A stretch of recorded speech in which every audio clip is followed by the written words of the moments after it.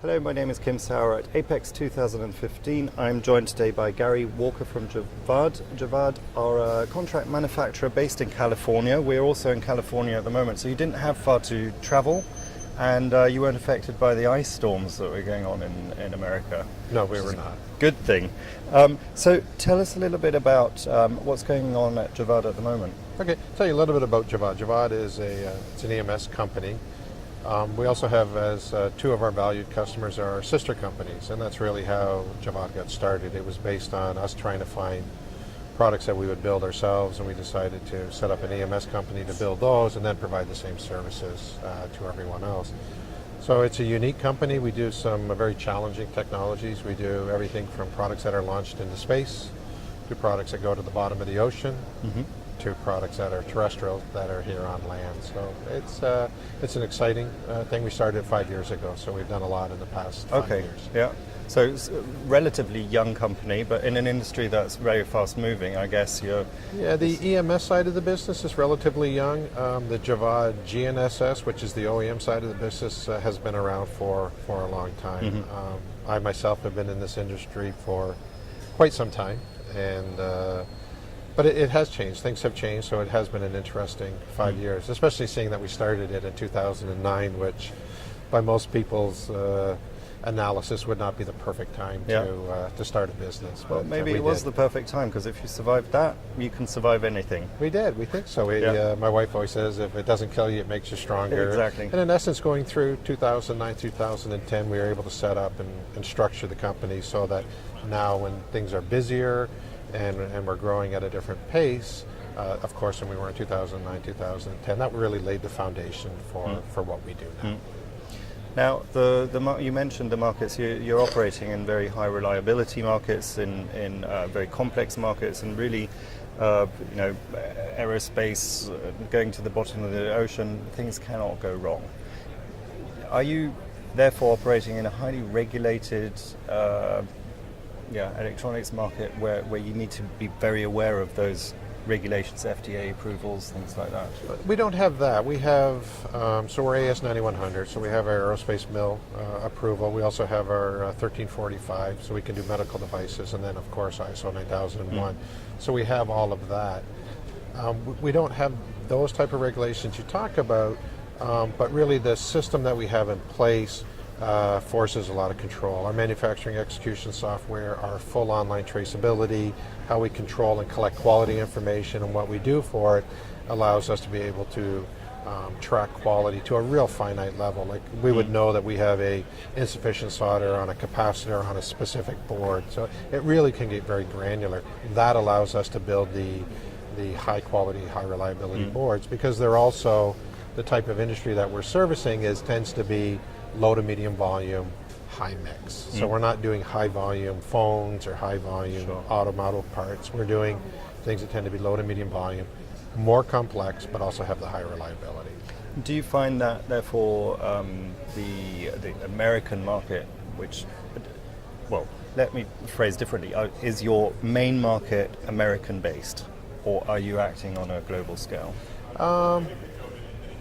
Our main market really is Northern California based. So our primary customers are there. Of course, all their products are shipped worldwide. The one that goes to the bottom of the ocean is used for deep sea oil. So it's, the North Sea, down near Brazil, it's used all over.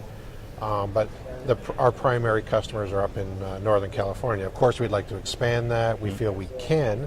We don't feel that we have to be geographically isolated for who our customers are, but currently that's the majority of our customers are American customers in the Bay Area and Silicon Valley. Okay, so with that potential growth expansion that you've been talking about, what's your take on those industries that you're targeting? Are they in a growth cycle, or is it a relatively flat market where you just acquiring new customers within a certain industry? It's a bit of both. I mean, the mill aero guys are growing.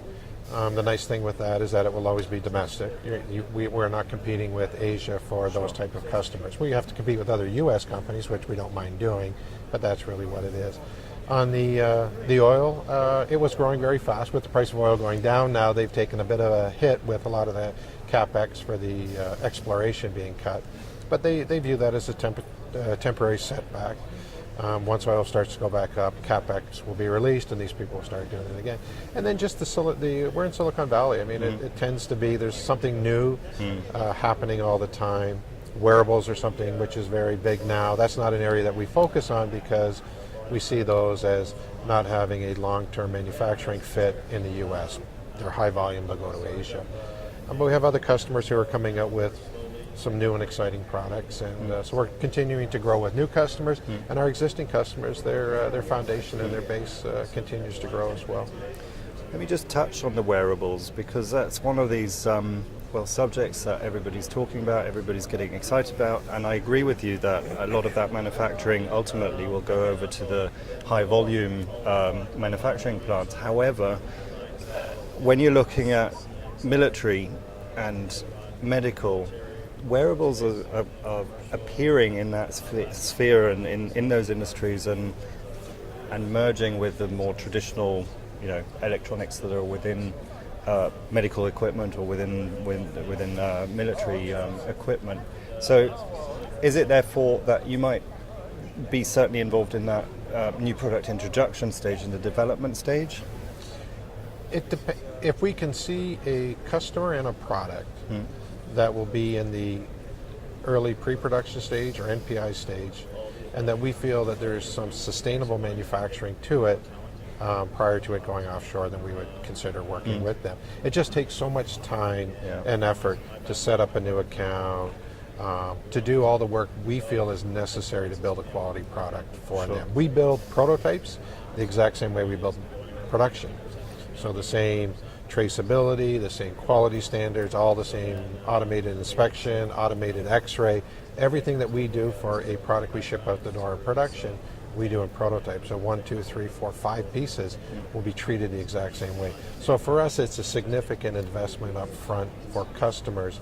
So we want to ensure that we have to be building some level of production in order to make that money back. If we're just spinning prototypes all the time, we're not really a company which is set up to do that. We'd rather be all things to a chosen few than trying to be all things to everyone, which really, we're not really structured and set up to provide the level of support and service and quality that we are committed to doing. If a customer comes on board to us, whether it's a $1 million account or a $20 million account, they get the same level of quality and service. Well, excellent. That sounds very good. Lots of opportunities out there to capture. Is. Thank you very much for your time today. Oh, thank you for talking to me. Pleasure. Okay.